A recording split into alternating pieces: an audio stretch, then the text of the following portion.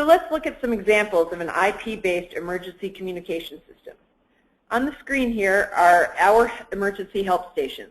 We have inside and outside help stations, and all of them have flashing lights, sirens and alert tone, voice alerting, and LCD text instruction.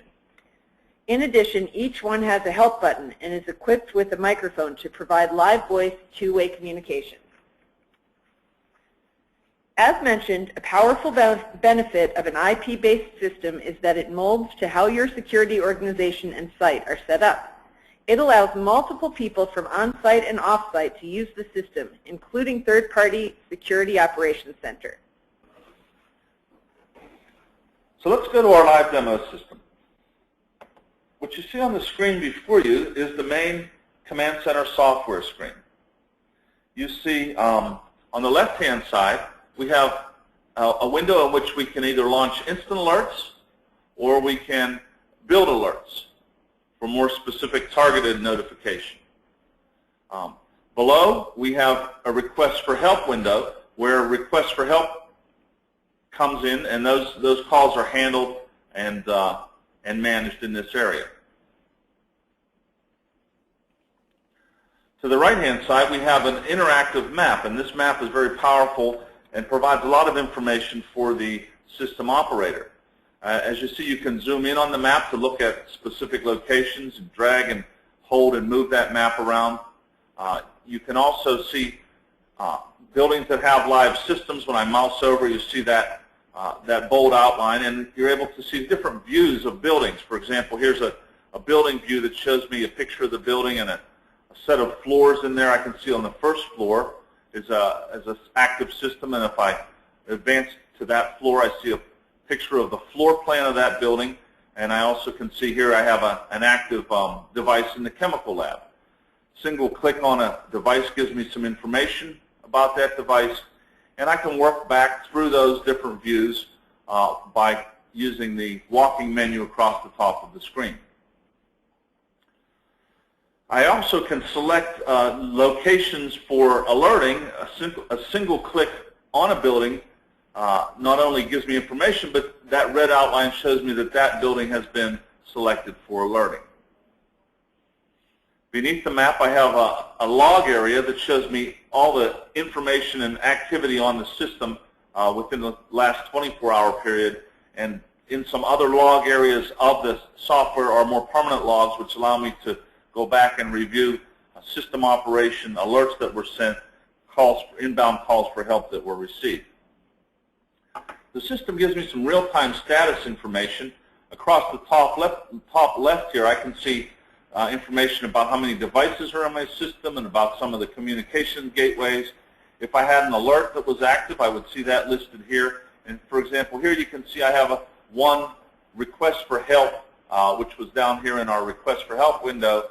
It's active, and it tells me some information about that.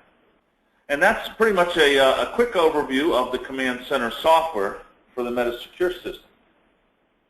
What we would like to do now is show you the system in action. We've put together a few short video clips to show you how to send an instant alert and also receive a call for help. So we will play those now. In an active shooter situation, you can alert everyone at your site in seconds using an instant alert. To launch the instant alert with Command Center software, you simply click on the active shooter button and then click again to confirm and send the alert.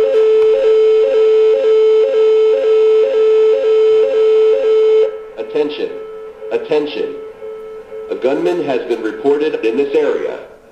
Take shelter immediately by closing and locking your doors and stay away from glass and windows. Do not come out of your shelter until you are notified by a uniformed police officer that it is safe to do so. That's how quickly you can send an instant alert. On the Command Center software, notice that the building we sent the alert to is now in alert mode and is turned yellow instead of green. Across the top in the status bar, we see the active shooter alert and when that was sent out. And we also see dispatch details about the alert, including when it was sent, where it was sent, the text that would be displayed on the screen, and additional information.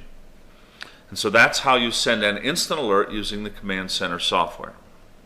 Here is a short video showing you how an inbound call for help is managed in the system. Let's take a look at how a call for help is managed by the system. Request for help.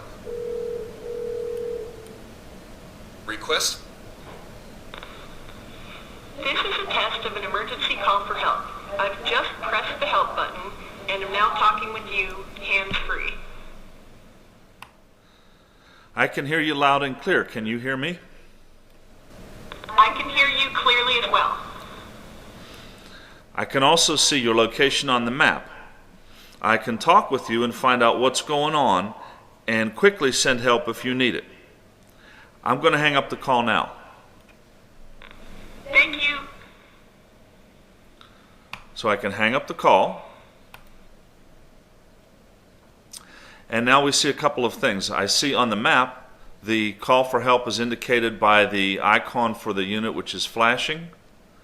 I can see my active calls for help, and the status bar identifies the current call for help. And I can also replay the audio conversation that I just had. This is a test of an emergency call for help. And that's how we handle a call for help in the Command Center software. One other thing we wanted to note is about the size of the system. As with everything else with IP systems, this can be configured to fit your site. You can have a few help stations, or you can have a full campus-wide system, whatever works for you. That's it for today. We hope this was informative. We would be glad to set up an online or in-person demo or answer any questions you may have. Just give us a call or drop us an email. Thanks for joining us.